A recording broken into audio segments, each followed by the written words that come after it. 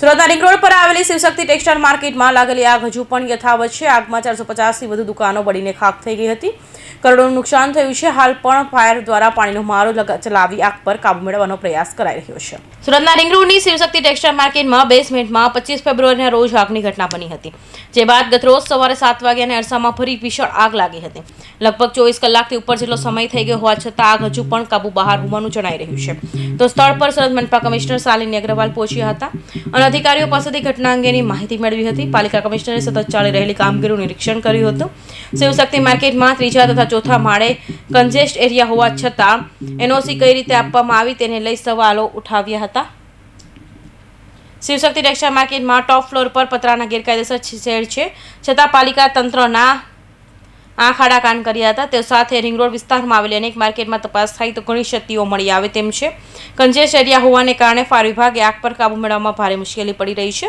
પાલિકા કમિશનર શાલિની અગ્રવાલે કહ્યું હતું કે આગ ખૂબ જ કોમ્પ્લિકેટેડ છે અને ઘટનાની તપાસ થશે। તપાસમાં જે કંઈ પણ ક્ષતિઓ હશે તેઓ આધારે કાર્યવાહી કરાશે। જિલ્લા કલેક્ટરની મદદથી હજીરા, ઓએનજીસી, રિલાયન્સ, ક્રિપ્કો સહિત કંપનીના ફાયરની મદદ લેવામાં આવી રહી છે। જોકે હાલ આગ પર કાબુ મેળવવાનો પ્રયાસ કરાઈ રહ્યો છે। મેડમ, અત્યાર સુધીની શું પરિસ્થિતિ છે?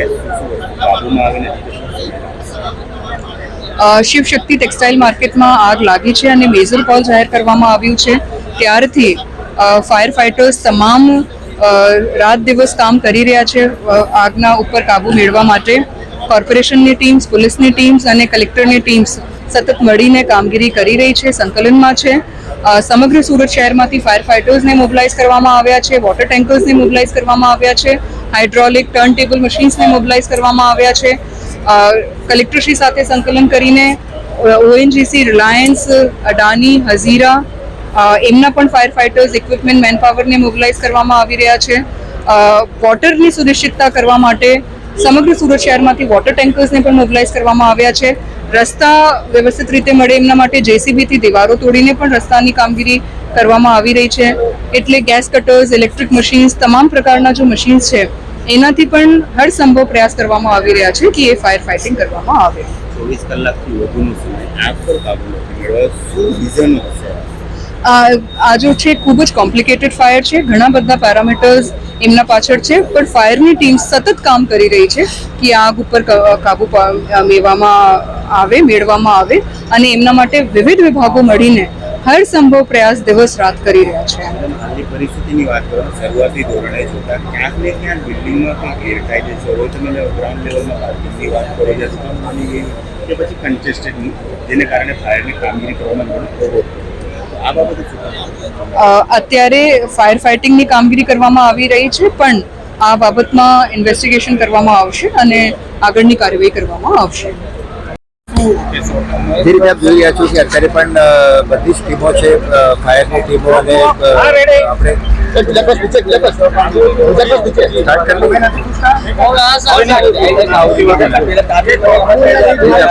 જોઈએ છીએ કે આજે એના બુઝાવવા માટેના બધા પ્રયત્નો ચાલુ છે। ફાયરની ગાડીઓ છે, બાકી એમ્બ્યુલન્સીસ અને બધી વ્યવસ્થાઓ છે। ઇવન અમે પ્રાઇવેટ કંપનીઓમાંથી પણ જેટલું મોબિલાઇઝ કરવાનું હતું એટલે મોટી મોટી કંપનીઓમાંથી બધા જ ફાયર ટેન્ડરને મોબિલાઇઝ કર્યું છે। જે અહીંના આગેવાનો જે અહીંની પરિસ્થિતિ સાથે પરિચિત છે એટલે આ લોકોની મદદ લઈને પણ ફાયરની ટીમ અંદરનું પણ કંઈક ટ્રાય કરે છે। પરિસ્થિતિમાં જે કાબુ કરવા માટે હાલ શું પરિસ્થિતિ છે? હજુ કેટલો સમય લાગશે? હજી આપણે ચાલુ છે, બટ અંદરમાં ખૂબ જ સાંકડી હોવાના કારણે કદાચ થોડું ટાઈમ લાગે એવું છે, પણ જેટલા પણ પ્રયત્નો છે બધા પ્રયત્નો આપણે કરી રહ્યા છીએ। અન્ય કંપનીઓની પણ મદદ લેવામાં આવી છે? આપણે રિલાયન્સ છે, એમએનએસ છે, પીએસયુઝ છે, બધા પાસેથી પણ જેટલા પણ એમના સોફિસ્ટિકેટેડ ઇક્વિપમેન્ટ છે એ બધા ઇક્વિપમેન્ટ્સ અને એને લઈને મદદ લઈને પણ આપણે કામ કરી રહ્યા છીએ। ઓકે,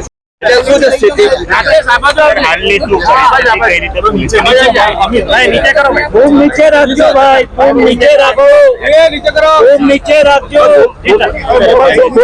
નીચે લે લો, નીચે રાખો,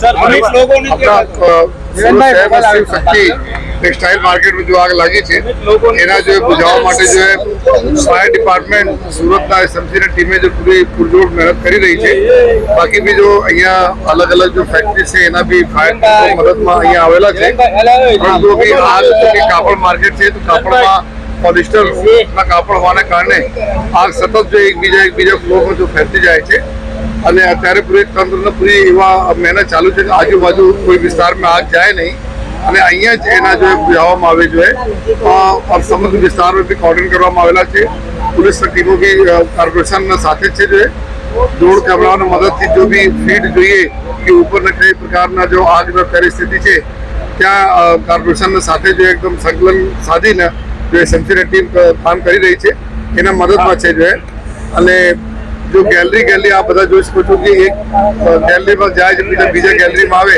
તો એના માટે થોડું ચેલેન્જિંગ છે પરંતુ જે પૂરો વિશ્વાસ બી છે કે ફાયરની ટીમ એના જલ્દીથી જલ્દી જો એના પર કંટ્રોલ કરી લેશે કેઝ્યુઅલિટી થવાની શક્યતા છે આમાં જો પહેલી વખત એક કેઝ્યુઅલિટી થઈ હતી જો એના પછી તાત્કાલિક જ્યારે એના પૂરા બિલ્ડિંગ ખાલી થઈને જો એના બંધ કરી દેવામાં આવેલા હતા તો કેઝ્યુઅલિટીના ચાન્સીસ અત્યાર સુધી તો નથી અને ભગવાન ના કરે બી કોઈ હોય પરંતુ આ બધા એરિયામાં અત્યારે કોઈના આજુબાજુનો બી જો માર્કેટ છે એના કોઈને એલાઉ નથી કરતા જવા માટે અને ડ્રોન કેમેરાનો અમે ઉપયોગ કરીએ છીએ જેની ડ્રોન કેમેરાથી જો બિલ્ડિંગનો ટોપ અને આજુબાજુની સ્થિતિ શું છે એના જો અમે ફીડ જો એસએમસીને આપીએ છીએ જેના લીધે જો એસએમસીની ટીમ છે ફાયરની ટીમ છે કે બાજુના બિલ્ડિંગમાં નહીં જાય અત્યારે ટોપ મોસ્ટ પ્રિયોરિટીમાં આવી છે.